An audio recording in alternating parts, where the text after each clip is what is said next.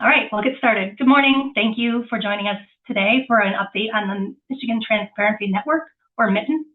I'm Angela Benander, Chief Communications Officer for the Michigan Department of State. In a moment, Secretary Benson will present an update on the process improvements we've made to MiTN in the last few weeks. And at the end, there will be time for you to ask questions. You can either raise your hand on the screen and I'll call on you, or you can put a question in the chat and I'll read it out and she can answer it. Before I turn it over to Secretary Benson, I do want to mention that Christina Anderson, Chief of Staff for the Michigan Department of State, is on the webinar along with Neil Tambay, our Deputy Chief of Staff. They're here to help answer any technical questions that may come up after the presentation as well.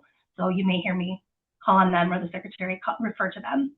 This session is on the record and you are welcome to record. So now I will hand it off to Secretary Benson.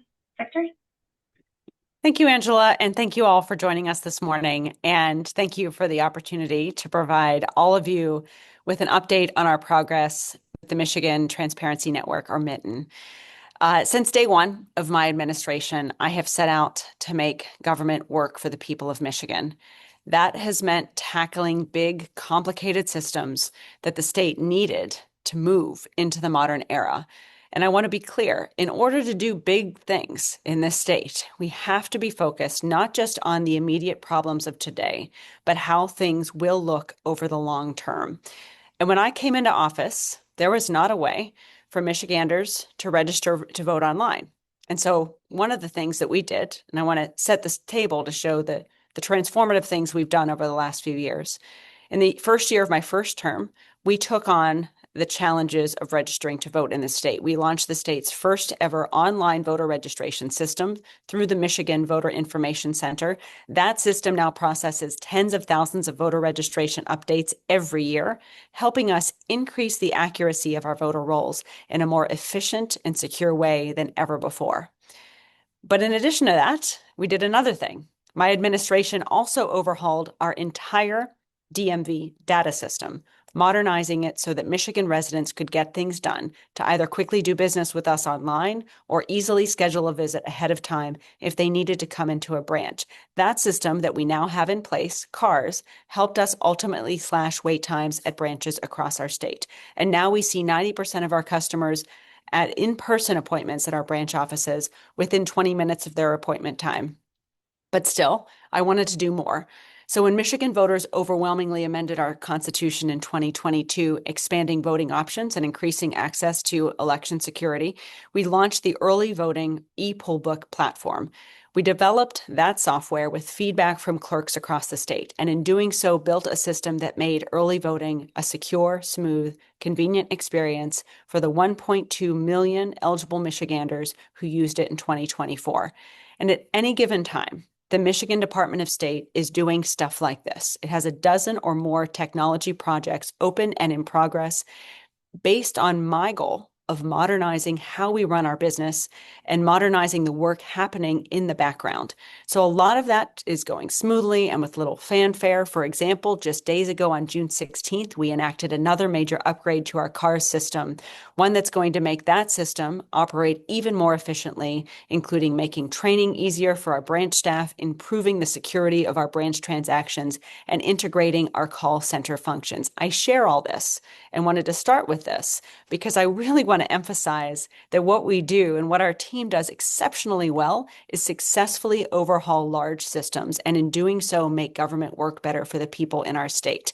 And what that means doesn't necessarily mean we kick the can down the road on long existing issues or run away from things because they're tough. Some previous administrations have done that, and that's why we have inherited so many antiquated processes. But my commitment is to make sure that I don't leave this office with those antiquated processes untouched. Every Secretary of State before me knew that our campaign finance system needed an overhaul. Many of you knew that too. Many of our lawmakers knew that too. And I'm determined that my administration can successfully bring it into the 21st century. Because despite the setbacks we have experienced in the short term, we have been working to replace and modernize that old system in a way that is cost efficient, modern, accessible, accurate, and understandable to all, that will increase transparency and accessibility of this information for all of you and for any resident who wants it. This new system will make filing reports more convenient and will provide more public search options, and it will help us increase the public transparency of the system and decrease administrative burden. So with that context setting, I want to talk about MIRTS specifically. As you know, MIRTS was an old and outdated system. It was first implemented in the year 2000. Now, just to put that into context, when MIRTS was implemented almost a quarter of a century ago, Representative Farhat was 4 months old, and Representative Linting wasn't even born yet. And yes, MIRTS was difficult to use. Users constantly complained about it. The complexity of that legacy data in the system is really complicated and old. And again, this aligns with what I saw when I came into office, where at times we were using microfilm to for driver's license data. We've overhauled that and we are overhauling this, but that isn't easy when you're dealing with antiquated, outdated systems. MIRTS had no functionality for data validation, for example, and as a result, legacy records have different spellings of the same person's name. Various fields contain multiple pieces of information, and the formatting of the system's 24 million records creates complex computer science problems that are difficult to solve efficiently, quickly, and at scale. The new system we're building is not just a website. It's a multi-stakeholder case management system with a Google-like search engine attached. And we've brought together campaign finance information that previously lived in 3 different systems into one shared database. And we've added new searchable fields, such as the ability to search across committees that share a common treasurer or mailing address. The combination of these data sources will ultimately allow users to get a more rounded picture of campaign finance disclosures and the flow of money in Michigan politics.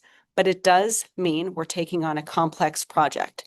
Our vendor's initial planning of this project did not sufficiently measure the risk of combining all of these data sources across the 25 years of legacy data, and that led to delays and performance issues. So I want to talk now about the old system and the cost to maintain it versus the new system that we've moved into. So the contract to maintain MIRTS expired in March of 2024 after the state exercised the last available contract extension. That contract cost $18 million over 9 years with an average maintenance cost of $1.8 million per year. The contract to build and maintain MiTN, in contrast, is $9 million over 5 years, and the annual cost to maintain MiTN while also building it out and continuing to improve it is $1.2 million per year. Our vendor is also processing refunds for any downtime that we've experienced, which will be applied to our invoice. And due to these issues, we have worked consistently with Tyler Technologies to make sure we're moving things forward, but we've also made it clear that we will suspend payments until the system is functioning as contracted. So now I want to talk about what we're doing with Tyler Technologies to improve the system. We've had hard conversations with our team about how this happened, the issues, the snafus, how we would move forward. And we are working, and I will tell you, our team is working oftentimes till 11:30 at night, only to get up again at 8 o'clock the next morning, including on weekends, to continue making these improvements. Not because for any other reason, I should say, not for any other reason other than we are dedicated and committed to getting this right. And I am personally ensuring that we can do this consistently with our team over the months ahead. We are making improvements, not just to the system, but also internally to our own testing, training, and launch processes so that we can use this experience to continue to on all of those other work that we're doing to modernize systems within our department, increase those efficiencies ever more. My predecessor, Candace Miller, said the biggest room is the room for improvement. And we have lived that every day during my administration, and we're going to continue to apply that principle through this program as well. So for example, we have conducted additional rounds of user research. Some of you have been involved in that research, added more support from various DTMB functions, and increased our level and layers of review for go-live decisions to a meticulous level. And I want to specifically thank our Chief of Staff, Tina Anderson, for overseeing not just the improvement of this project, but the improvement of how we do projects overall to ensure we are able to continue to do big things in this office with even smoother transitions in the future. We're also working with Tyler Technologies on a corrective action plan to ensure that we have an agreed upon contract enforceable plan moving forward for our work with them, while also revamping our go live approval processes to ensure that before things go live, we catch and manage any issues or risks as we go into launching any new technology releases. So now I want to talk about those new technology releases that we have gone through over the last several weeks, and then talk about what we will be going through in the weeks ahead so that you can get an understanding, a broader contextual understanding of our timeline, the level at which we're prioritizing various different fixes and solutions, and the work we're going to continue to do in the months ahead, because I'm committed to not just ensuring that our system is working optimally and up to our standards, but that you can all see when we get to the other side of this that it is better before than what we had before, and more user-friendly and transparent as a system overall. So, talking about the technology fixes, since May, we've made significant software fixes to search functions across MiTN that went live on May 31st, and most recently, just 3 days ago on June 17th. These specific fixes included 3 things. Number 1, updating the personal financial disclosure model so that it's consistent with the new legislation that was recently enacted. Number 2, improving the public search performance of all of our systems, resolving many of the system timeouts that you and other users experienced earlier this year. And number 3, ensuring that committee balances update properly with new filings. We have proactively reached out to various MiTN users, getting their feedback before implementing all of these changes to make sure that we are addressing their specific problems and needs. We're going to continue that proactive work, working with the stakeholders that use these systems the most to ensure we are making the most user-friendly system possible. And I want to emphasize, before I talk about the personal financial disclosure deadline that went into place June 13th, before I talk about that, I want to emphasize that work in progress approach that we're taking to this. And we want to ensure all of you, as active users of this system, have a direct line of connection to all of us, so that as you see additional things or even just have ideas on ways we can improve things, we now have a system set up to be responsive and do just that.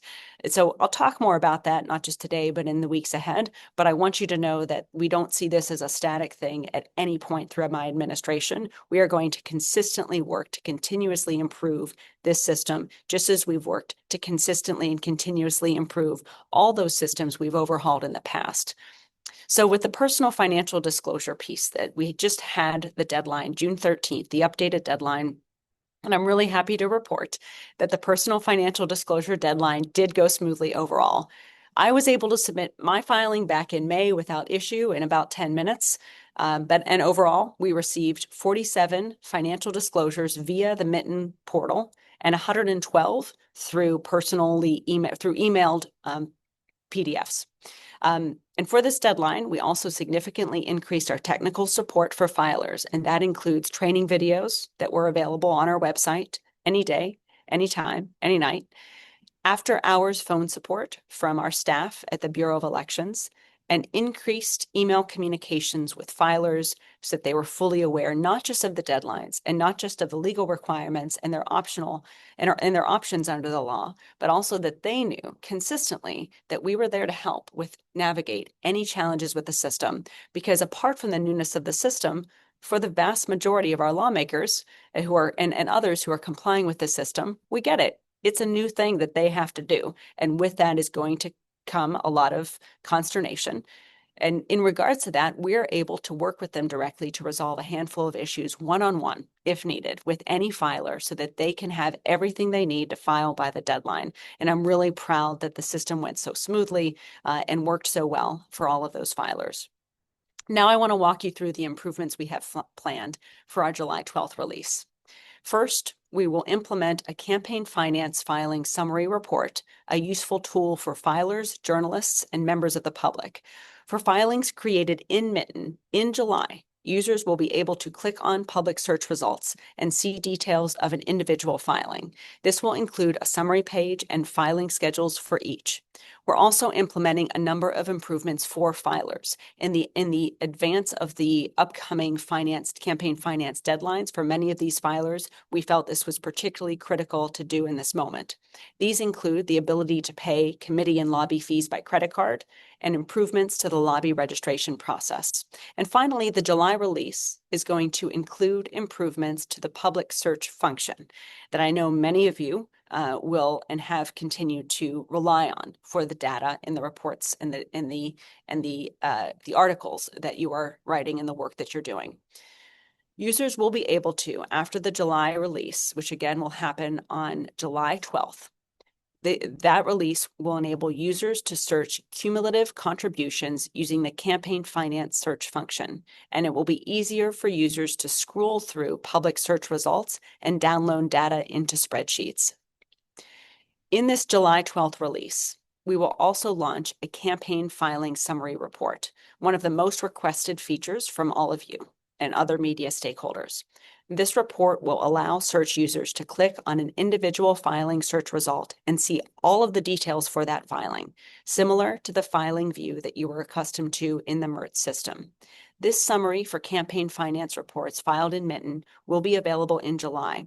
Filing summaries that are older, that are migrated from the old MIRT system, is currently slated for the next round of improvements. And I'm happy to go into more detail, or Tina or Neil could, about how those improvements are going to play out. But it gets back to the data migration challenges we referenced earlier as we work to make sure the old data that comes in many different forms is able to be consistently entered into a new modernized form that aligns with all of the new reports that are going in through the MiTN system.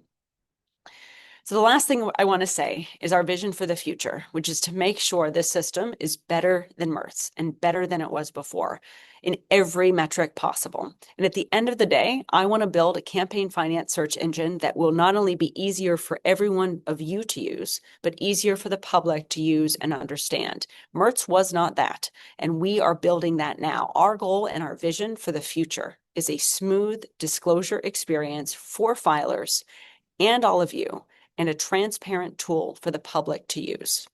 We're going to do that by making data accessible, complete, and accurate so that the people of Michigan know what is influencing the decisions their leaders in government are making on their behalf every day. I believe you don't and shouldn't have to have a master's degree in campaign finance filings to find this information and understand what it means. And that's the system we're building. Right now, we are doing additional product mapping and improvements for releases in August and October of this year and for 2026. And so in this moment, we also want to consistently build out the system that works for all of you and start envisioning even more of what we want. Because with this system and with everything we've gone through over the last several months, what we've established more than anything is not just a path to a workable, transparent, cost-efficient system for everyone, but also a process for continuing to improve it in the months and years ahead. And that's really critical as technology increases, as the needs increases, as the laws perhaps evolve and change. So I know we're going to get there and create a system not just that works for everyone now, but will continue to evolve, and we'll have processes to enable it to evolve in the months and years ahead, so that when all is said and done, Michiganders will have a consistently modern, easy to use, and transparent tool to track the use of money and the influence of money in the political arena. So thanks for joining me today with that overview, and I'm happy to take any questions you have.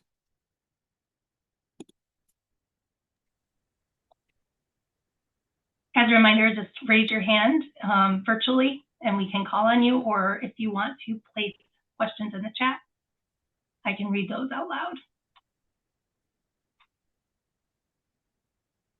Okay. I've got Simon Schuster, Bridge. Hi, Secretary Benson. Simon here with Bridge. I was curious, with the recent statutory changes to the personal financial disclosure requirements, does allowing elected officials and candidates to file their disclosures via email make it more difficult, in your opinion, for the public to access that information, given that they're sort of two different search systems, and they'll have to look at PDF documents. Yeah, it does create complications, and it reflects the balance of the need for us to be user friendly for the filers and user friendly for the public. It will require, and I should take a step back and say, when we first implemented the system and discussed what it would look like for the personal financial disclosure system, we examined and looked at and talked about as a team, do we want to enable the email PDF statements to be filed? And my original position was yes, make it as easy as possible for our lawmakers to do this. But as we talked it through with the managers of the system, what emerged was exactly what you're saying, which is the challenge that we now are facing, where you've got two different ways of filing that makes it more difficult for folks to search through on a macro level. In this scenario, we're going to have to add extra staff to actually try to find ways to make that data accessible and searchable. Right now, anyone can go online and see the PDFs of the filings, but that is something that has complicated some of the system. But again, the sacrifice means it's easier for lawmakers and their teams to file these reports, and that's some of the tension that the new law has created. But our job is to follow the law and to work with what we're given to make things as easy and user friendly as possible for everyone. And so we're continuing to evolve. Again, this is a month old. In this case, the filing's a week old. Really grateful for the number of lawmakers who did use the MiTN system. We'll hope and work with lawmakers in the years ahead and candidates in their filings to make sure more people are comfortable using the MiTN system, because that is easier and I believe even more compliant with the legal requirements.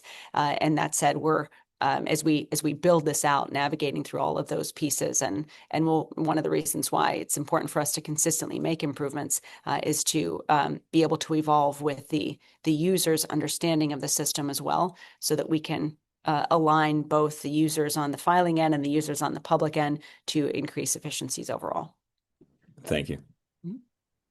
Next up, Beth LeBlanc, Detroit News.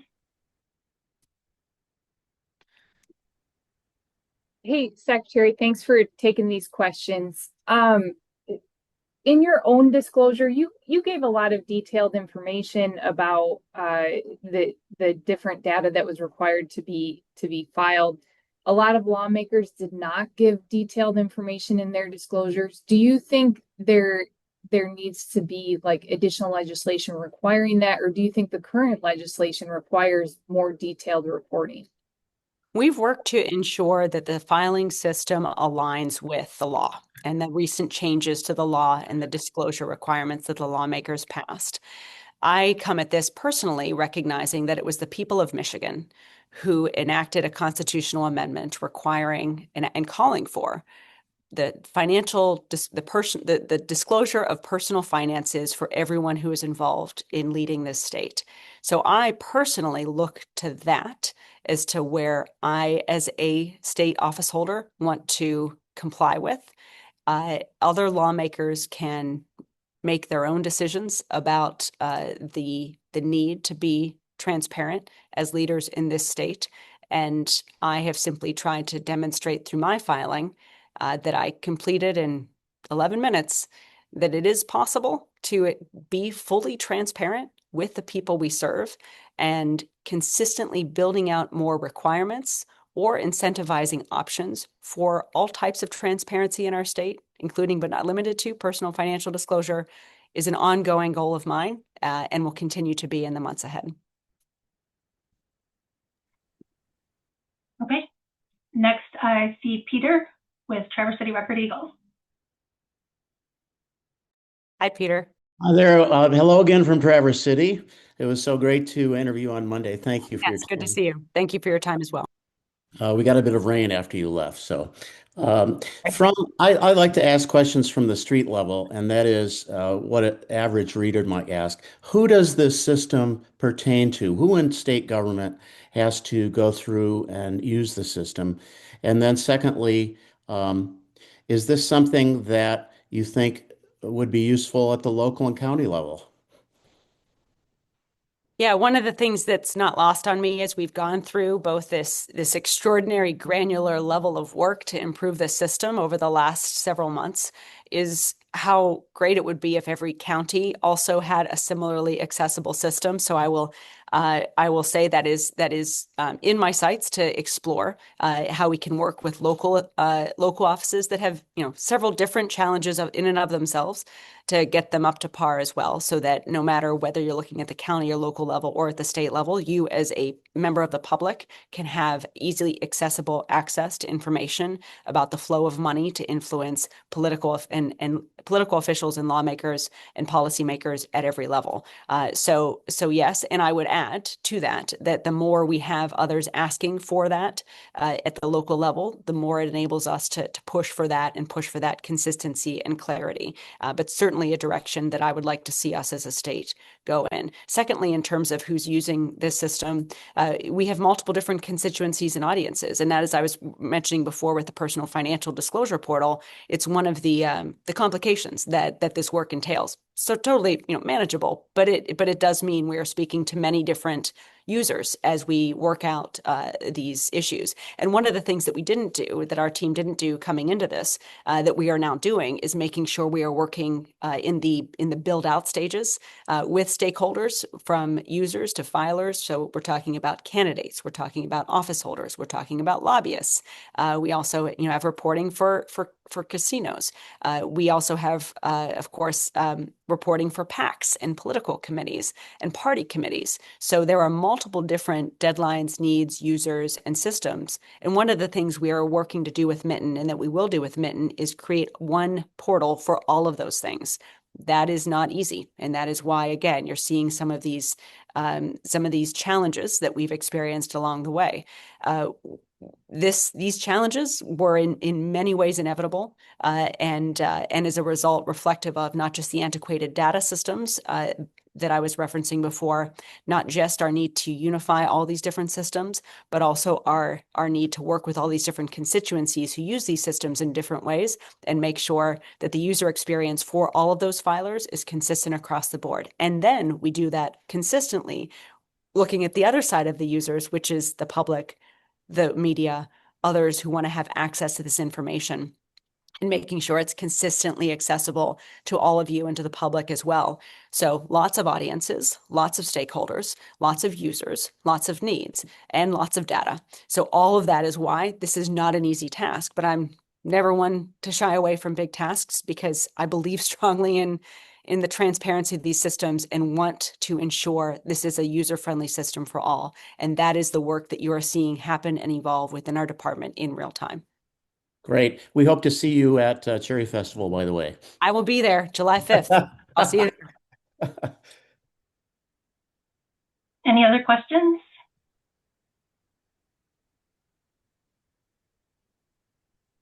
Hey, actually, sorry, I didn't raise my hand. I had a quick follow-up question if possible. I just want to clarify. So July 12th is basically the go live date for the campaign finance system, and everyone who has to file should be able to file by July 12th.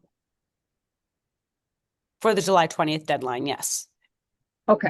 I just wanted to... Neil, that is... Yeah, just to clarify, July 12th is our launch date for the next series of features. It's important that that is obviously a couple weeks before the deadline. The period closes on July 20th. The filing deadline is July 25th. Bob Burns, please correct me if I got any of that wrong. But our goal is we need to have those features pushed out before people are filing, because we don't want to, launch a new set of features while people are filing and kind of cause that risk to the system.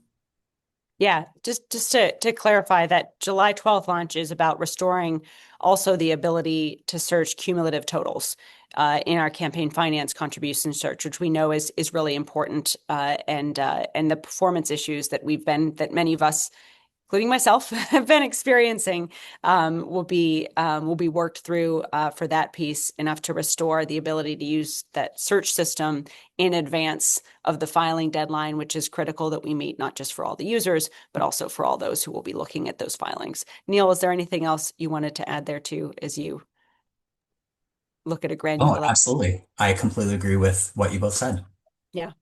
But it should not be a problem. We do not anticipate any problems for those who need to file their reports for July 20th. The issues we're focused on fixing in that July 12th is on how ensuring those reports, once filed, will be fully searchable and accessible. Well, thank you. accurate. Simon, you've got another question? Yeah, I was just curious. I saw Secretary Benson in a reference in your portfolio in your presentation to bulk downloads. Does that mean that in August, I believe it said that we're going to be able to again download data en masse as we could with the prior system? Neil, I want you to take that because but I think the short answer is yes, that's our goal. But Neil, why don't you add some Yes. layers to that? Yes, absolutely. Uh, yeah, your representation is consistent with our intent to have a feature that allows users who want large amounts of data to be able to get them.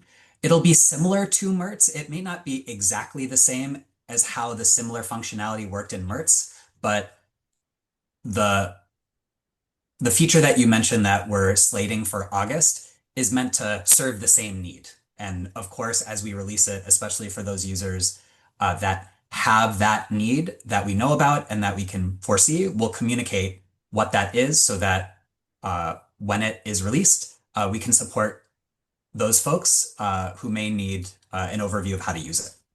Yeah, and that's our goal, to make sure that downloadable data is accessible then.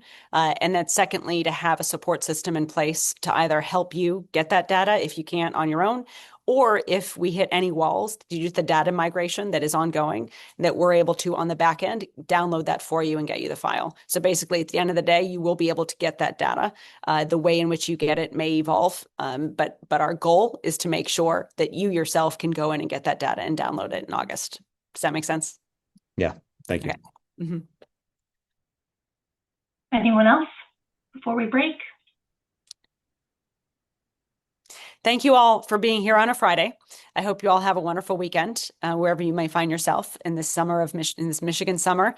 And thank you all for caring and doing the deep dive on all of this with all of us. And because of the issues that you all have raised and the coverage that you've provided, we've been able to not just consistently and continuously improve the system, but create even more processes in place to be better than before. And so know that your attention to this has been ultimately beneficial for all of us, and I'm really grateful for it. So thanks, everyone. Have a great weekend. If you have any follow-up, you know how to reach Sherry or myself. So we're here the rest of the day. Thank you. Thanks, guys.